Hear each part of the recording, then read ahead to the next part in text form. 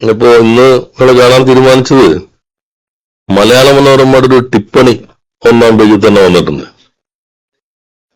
അത് കടൽ മണൽ ഖനനം കേരളത്തിന്റെ അനുകൂല നിലപാടിന് തെളിവ് എന്നാണ് മനോരമ വാർത്ത.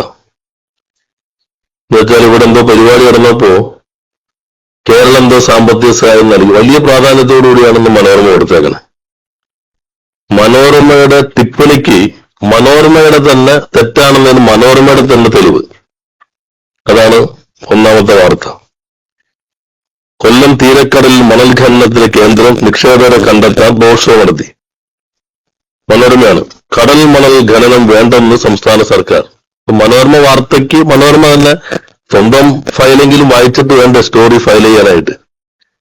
ഇനി അങ്ങനെ സ്റ്റോറി ഫയൽ ചെയ്താൽ തന്നെ നേരത്തെ എന്തെങ്കിലും കൊടുത്തിട്ടുണ്ടോ എന്ന് എഡിറ്റോറിയൽ ഡെസ്കിൽ ഇരിക്കുന്ന ആളുകൾ നോക്കണ്ടേ.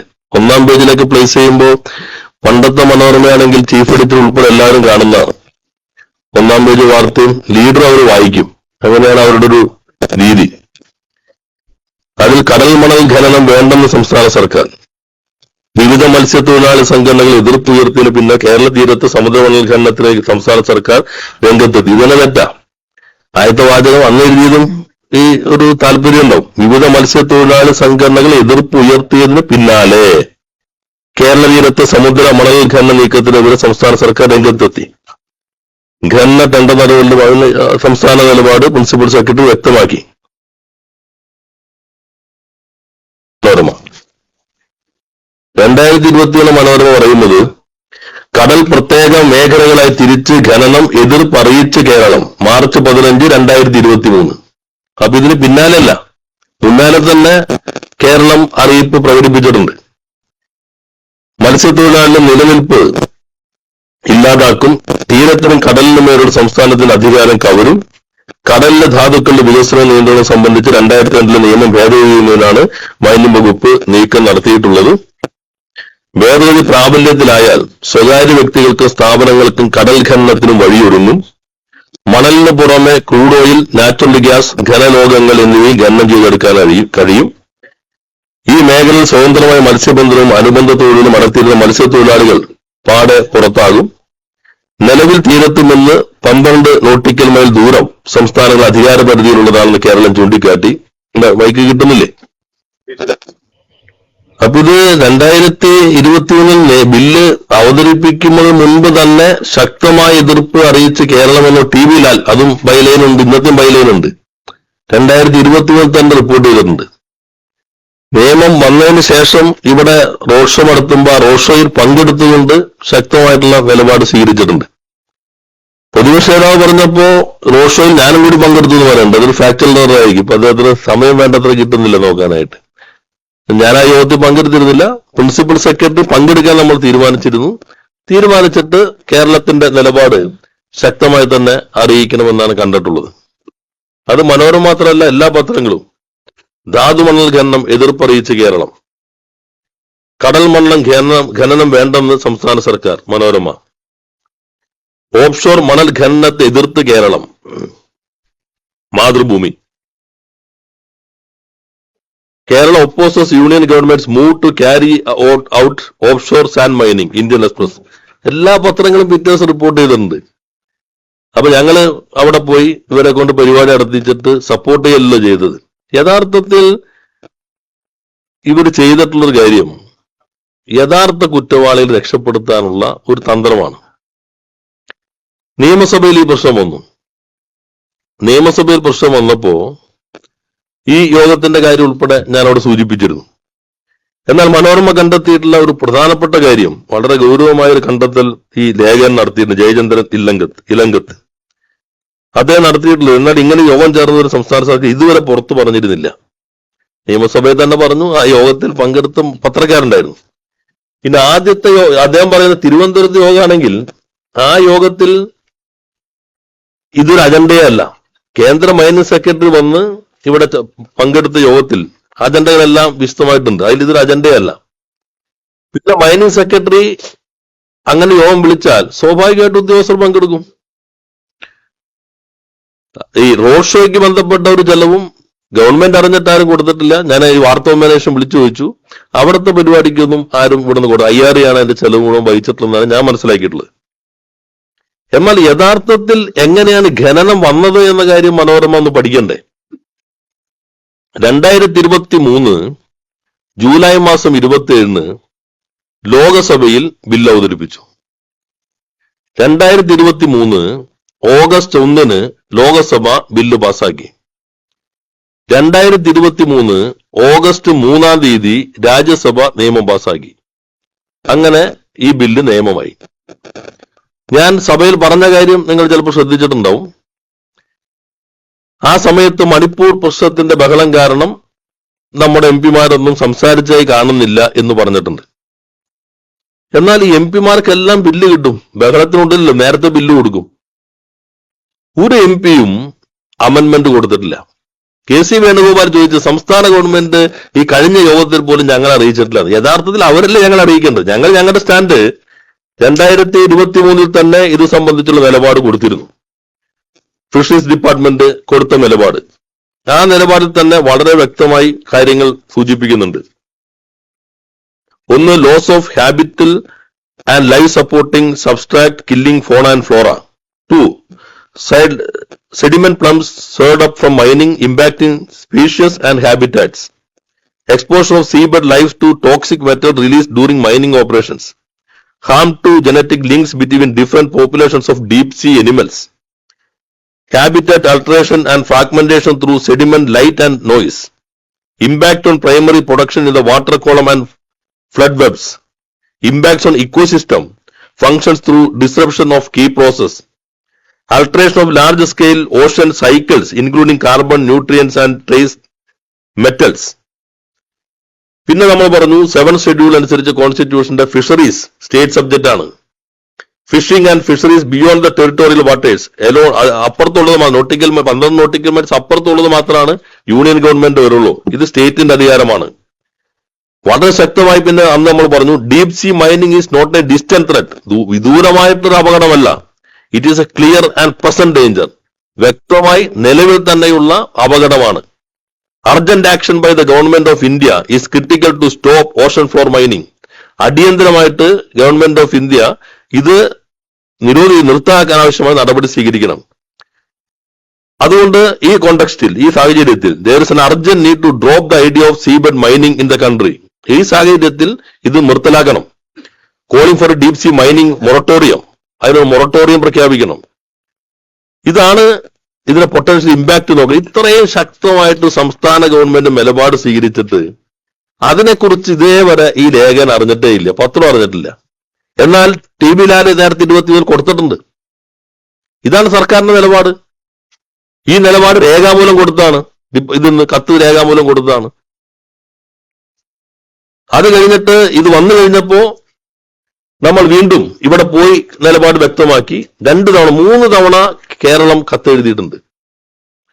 പരിണിതപ്രജ്ഞർ, ശരിക്കും ഷിബു ബേബി ജോൺ ഇത് ആദ്യം പറയുമ്പോ അദ്ദേഹം എന്നെ കൂടി കളത്തിലിറക്കി പാർലമെന്റിൽ പോയവർ എന്ത് ചെയ്തു എന്നൊരു ചോദ്യം ഉന്നയിക്കാൻ ഉദ്ദേശിച്ചിട്ടായിരിക്കും ഇത് പറഞ്ഞിട്ടുണ്ടാവുക. ഈ ബില്ല് അവതരിപ്പിച്ചപ്പോ എന്തുകൊണ്ട് ഭേദഗതി കൊടുത്തില്ല?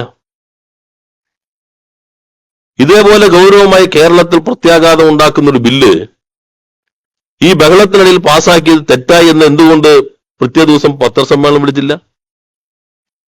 ഇത് 23 ജൂലൈ 23 ഈ ലോകസഭയിൽ, അതിനുശേഷം ഇപ്പോഴാണ് ലോകസഭയിൽ ഒരു 0 മെൻഷൻ കണ്ടു. ഈ ബഡ്ജറ്റിൽ ഇങ്ങനെ പ്രഖ്യാപിച്ചിട്ടുണ്ട്, അത് ഗൗരവം. അപ്പൊ നേരത്തെ നിയമം പാസ്സാക്കിയതുപോലെ അറിഞ്ഞിട്ടില്ല. ആ ലോകസഭയിൽ ഉണ്ടായ ആള് ഇത്തവണ ഒരു 0 മെൻഷൻ പറയാണ്, ഈ സഭയിൽ ഒരു പുതിയ നിങ്ങൾ അറിയാത്തൊരു വിവരം ഞാൻ കൊണ്ടുവരാണ്. ഈ ബജറ്റിൽ ഇങ്ങനെ കടൽ ഖനനം നടത്താൻ പോവുക പ്രഖ്യാപനമുണ്ട്. പ്രഖ്യാപനം ഉണ്ടെങ്കിൽ അതിന് നിയമം പാസ്സാക്കിയ ആളുകളാണ് ഇവര്. എന്നാൽ നിയമസഭയിൽ ഞാൻ പറഞ്ഞു അതിലേക്ക് നമ്മൾ കിടന്നേയില്ല. കാരണം ഇത് നമ്മുടെ എല്ലാ വിവരങ്ങളും ഉണ്ടല്ലോ. ഈ പ്രശ്നത്തിൽ നിങ്ങൾ എന്ത് ചെയ്തു, ഞങ്ങൾ എന്ത് ചെയ്തു എന്ന വിഭജനമല്ല ഉണ്ടാകേണ്ടത്. ഈ ഘട്ടത്തിൽ കേരളം ഒന്നിച്ചും ഇന്ന് എതിർക്കേണ്ട പ്രശ്നമാണ്. അതുകൊണ്ടാണ് എല്ലാ വിവരവും ഞങ്ങളുടെ കയ്യിൽ അന്നുണ്ട്. ഞാൻ നിയമസഭയിൽ മറുപടി പറയുമ്പോൾ തന്നെ എല്ലാ വിവരവും ഉണ്ട്. ഒരു ഭേദഗതി പോലും മൂവ് ചെയ്യാത്തത്, ഈ പ്രശ്നം ശ്രദ്ധയിൽപ്പെടുത്താത്തത്, ഇപ്പൊ വന്നിട്ട് ഇതാ പുതിയ പ്രശ്നം വന്നു എന്ന് പറയുന്ന അജ്ഞത, ഇതെല്ലാം തന്നെ വിവരങ്ങൾ നമ്മുടെ മുൻപിലുണ്ട്. പക്ഷെ ഈ ഘട്ടത്തിൽ അങ്ങനെ ഭിന്നിപ്പുണ്ടാകാൻ പാടില്ല. മുഖ്യമന്ത്രി ഞാൻ മറുപടി പറഞ്ഞതിന് ശേഷം മുഖ്യമന്ത്രി ഇടപെട്ടുകൊണ്ട് പറഞ്ഞു, പ്രതിപക്ഷ നേതാവ് സൂചിപ്പിക്കുകയുണ്ടായി, ഒന്നിച്ച് നമുക്ക് ഈ കാര്യത്തിൽ ഇടപെടാം. മുഖ്യമന്ത്രി അവസാനം എന്റെ മറുപടിക്ക് ശേഷം അദ്ദേഹം ഇടപെട്ടുകൊണ്ട് തന്നെ പറഞ്ഞു, പൊതുവെ നമ്മൾ യോജിച്ച് ഇക്കാര്യത്തിൽ തീരുമാനമെടുക്കണമെന്ന് ബഹുമാനപ്പെട്ട പ്രതിപക്ഷ നേതാവ് പറഞ്ഞ നിർദ്ദേശം സ്വാഗതാർഹമായി കണ്ടുകൊണ്ട് ഒന്നിച്ച് എങ്ങനെ എതിർക്കാമെന്നുള്ള അദ്ദേഹവുമായി ചർച്ച ചെയ്യാം. ഇതാണ് CM നൽകിയിട്ടുള്ള മറുപടി. ആ മറുപടിക്ക് ശേഷമാണ് ഞങ്ങൾ UDF LDF ആയി ചർച്ച. ഞങ്ങൾക്ക് ഒറ്റയ്ക്ക് കരുത്തുണ്ട്, ഞങ്ങൾ നോക്കിക്കോളാം. ഈ ഒറ്റയ്ക്കുള്ള കരുത്ത് പാർലമെന്റ് എന്തുകൊണ്ട് കാണിച്ചില്ല? ഇത് ഞങ്ങളിവിടെ ഇനിയിപ്പോ ചെലവ് കൊടുത്തു അല്ലെങ്കിൽ മീറ്റിംഗിൽ പോയി ഒന്നും പറഞ്ഞില്ല, അതല്ലല്ലോ. നിങ്ങൾ നിയമസഭയിൽ ലോകസഭയിൽ നിശബ്ദമായി ഇരുന്ന് പാസ്സാക്കി കൊടുത്തു. മണിപ്പൂർ പ്രശ്നം ബഹളായിരിക്കും, ഭേദഗതി കൊടുക്കണ്ടേ? അതിനുശേഷം ശക്തമായി പറയണ്ടേ ഇങ്ങനൊന്ന് പാസ്സാക്കി തെറ്റായി പോയി? അതിനുശേഷം ഏതെങ്കിലും സബ്മിഷൻ ഇപ്പൊ അല്ലാതെ ഉന്നയിച്ചിട്ടുണ്ടോ? യഥാർത്ഥത്തിൽ ഈ റോഡ് ഷോയിൽ കേരളം അവിടെ പോയി വ്യവസായ വകുപ്പ് പ്രിൻസിപ്പൽ സെക്രട്ടറി പരസ്യമായി ഈ നിലപാട് സ്വീകരിച്ചതിന് ശേഷമാണ് മാധ്യമങ്ങൾ ഉൾപ്പെടെ ചർച്ചയിലേക്ക് വന്നത്. അത് ഗൗരവമായ ഒരു പ്രശ്നമായി വന്നത്. അപ്പൊ അടിസ്ഥാനരഹിതമായിട്ടുള്ള വാർത്തയല്ല, കഥ വാർത്തയാക്കി നൽകാനേ പാടില്ല. ഇതിലിപ്പോ ഇദ്ദേഹം പറഞ്ഞിരിക്കുന്നതിനകത്ത് ഇപ്പോ സാധാരണ കേന്ദ്ര സെക്രട്ടറിമാർ വരുമ്പോ ഈ യോഗത്തിൽ എല്ലാവരും പങ്കെടുക്കല്ലോ. ഇപ്പൊ രാജ്യത്തെ നിയമമായി കേരളത്തിന്റെ സെക്രട്ടറിമാർക്ക് പങ്കെടുക്കാൻ നിർബന്ധിതമാക്കിയൊരു നിയമം നിശബ്ദമാക്കി പാസാക്കി. നിങ്ങൾ എതിർത്തോ ഇല്ലെങ്കിലും രാജ്യത്ത് നിയമം വന്നു. ആ നിയമത്തിന് പിന്നെ പ്രതിഷേധം വേറെ രൂപത്തിലാണ്. പക്ഷെ ബ്യൂറോക്രസി ആവുമ്പോ സെക്രട്ടറിമാർ വരും, സംസാരിക്കും, ചർച്ച ചെയ്യും. അങ്ങനെ ഒരു നിയമം പാസാക്കിയതിനെ കുറിച്ച് ഒരു അക്ഷരം ഇതുവരെ മനോരമയുടെ ഗവേഷണ റിസർച്ച് വിങ്ങിന് കണ്ടെത്താനേ പറ്റിയിട്ടില്ല. ഈ ബില്ല് ഇതെങ്ങനെയാണ് സംഭവിച്ചത്, ഈ ഓഫ് ഷോർ എന്നുള്ളത് എങ്ങനെ ഒരു നിയമവിധേയ പ്രക്രിയ എന്നുള്ളത് കണ്ടെത്താനേ പറ്റിയിട്ടില്ല.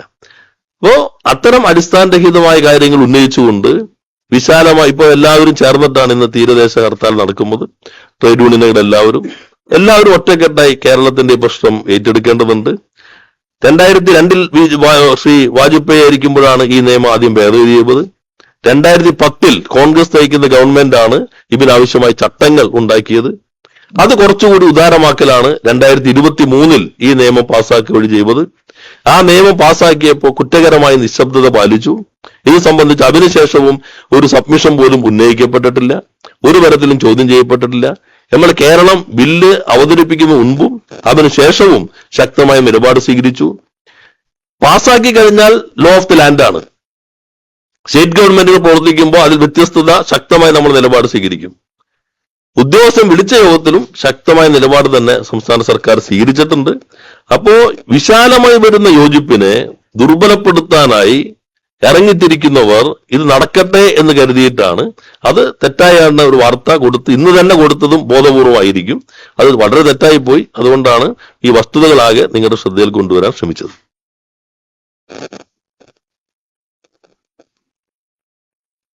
ഒരു പത്രം മാത്രമല്ല, 2-3 പത്രങ്ങൾ സമാനമായി കഴിഞ്ഞ ദിവസങ്ങളിൽ തുടർച്ചയായി വാർത്ത വന്നു.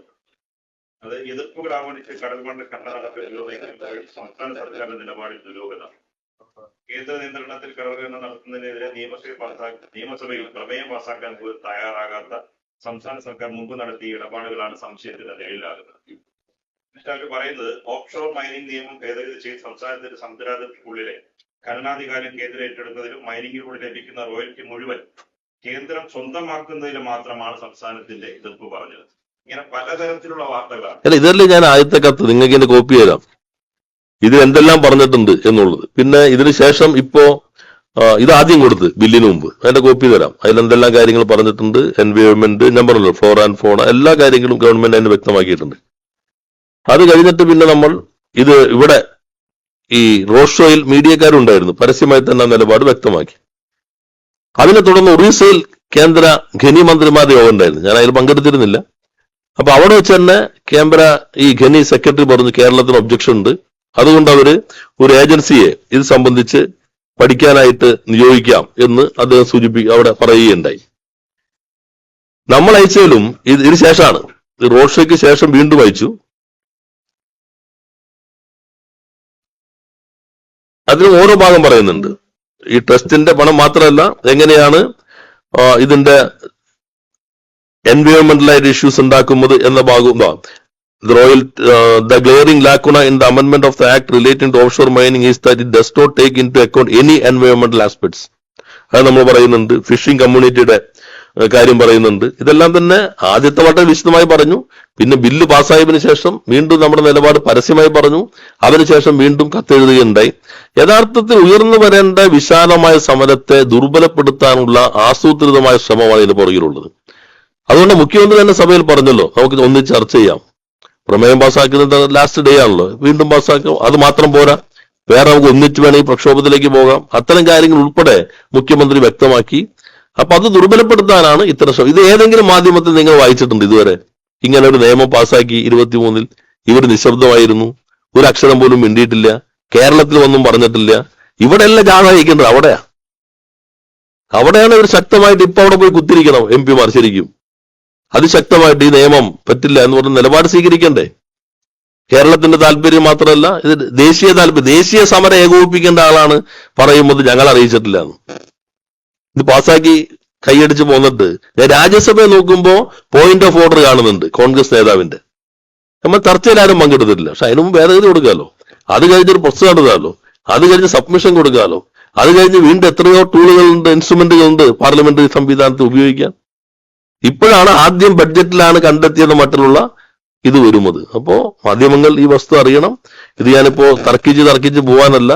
1-ാം പേജിൽ തന്നെ ഇത്രയും പ്രാധാന്യത്തോടു കൂടി ഒരു കാര്യം കൊടുത്ത് ഈ ഐക്യത ദുർബലപ്പെടുത്താൻ ശ്രമിച്ചപ്പോ ഇതാണ് വസ്തുത. ഇത് മീറ്റിംഗ് പങ്കെടുക്കുക, കേന്ദ്ര സെക്രട്ടറിയും പങ്കെടുക്കും. ഷോയുടെ ചെലവും നമ്മൾ വഹിക്കില്ല. ഷോയിൽ നമ്മൾ പങ്കെടുക്കേണ്ട ഒരു ഉദ്യോഗസ്ഥന്മാർ, അവർ സ്വാഭാവികമായിട്ടും ക്യാമ്പറ മൈനിങ് വിഭാഗം വിളിക്കുമ്പോൾ, രാജ്യത്ത് ഒരു നിയമത്തെ അടിസ്ഥാനപ്പെടുത്തി വിളിക്കുമ്പോൾ അവിടെ പോകും. അവിടെ പോയിട്ട് നമ്മൾ നമ്മുടെ നിലപാട് അതിശക്തമായി പറഞ്ഞു. അത് റിപ്പോർട്ട് ചെയ്തിട്ടുണ്ട് മനോരമ, ചെറുതായിട്ടാണെങ്കിലും. അതുകൂടി വെക്കണ്ടേ? പിന്നെ ഇതിനെ സംബന്ധിച്ച് റോഡ് ഷോയുടെ ഒരു ചെലവും KMML വഹിച്ചിട്ടില്ല. നമ്മുടെ ഗവൺമെന്റിലേക്ക് വരുന്ന കാര്യമില്ല.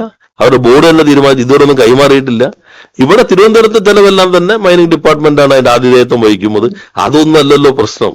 പ്രശ്നം എന്താ? ഒരു നിയമം പാസ്സായി, ആ നിയമം അനിയന്ത്രിതമായ അധികാരം നൽകി. ഈ നിയമം കൊണ്ടുവരുമ്പോൾ തന്നെ ഒബ്ജക്ഷൻ കൊടുക്കണമായിരുന്നു. കാരണം ഇത് പാർലമെന്റിന്റെ ലെജിസ്ലേറ്റീവ് കോമ്പറ്റൻസി അപ്പുറം പോകുന്നു.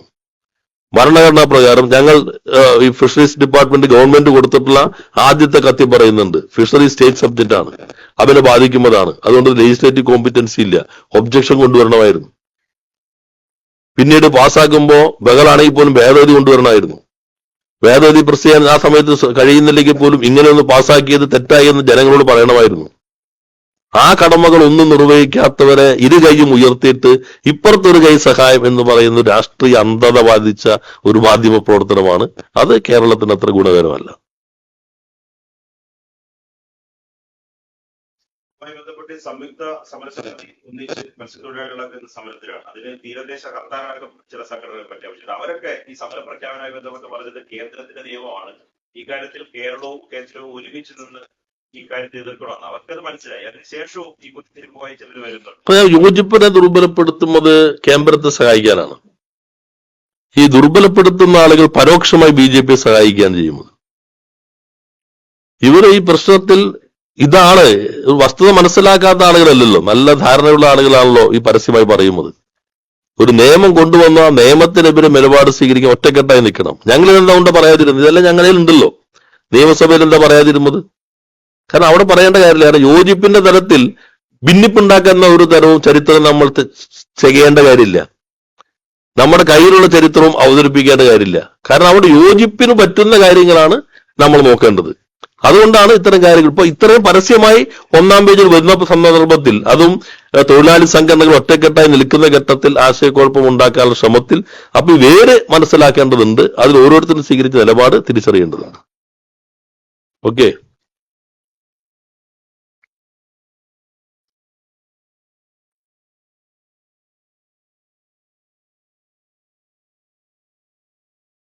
തരത്തിൽ പോകാൻ കഴിയും. മുഖ്യമന്ത്രി തന്നെ സഭയിൽ വ്യക്തമാക്കിയിട്ടുണ്ടല്ലോ. എന്നാൽ പ്രതിപക്ഷ നേതാവാണ് തിരിച്ചു പറഞ്ഞ് ഞങ്ങൾക്ക് ഒറ്റയ്ക്കുള്ള കരുത്തുണ്ട്, ഞങ്ങൾ അവരുമായി ചേരേണ്ട കാര്യമില്ല. LDF കൺവീനറും വ്യക്തമാക്കിയിട്ടുണ്ട്. ഇനിയിപ്പോ നിയമസഭ ചേരാണല്ലോ, എങ്ങനെ വേണമെന്നുള്ളത് കൂട്ടായി തന്നെ ആലോചിച്ച് നിലപാട് സ്വീകരിക്കാം.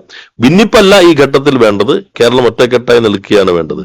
അന്നത്തെ തന്നെ നിങ്ങൾ PIB റിലീസ് നോക്കി അറിയാം. ഇതൊന്നും ഇവർ നോക്കുന്നില്ല എന്നാണ് മനസ്സിലാക്കേണ്ടത്.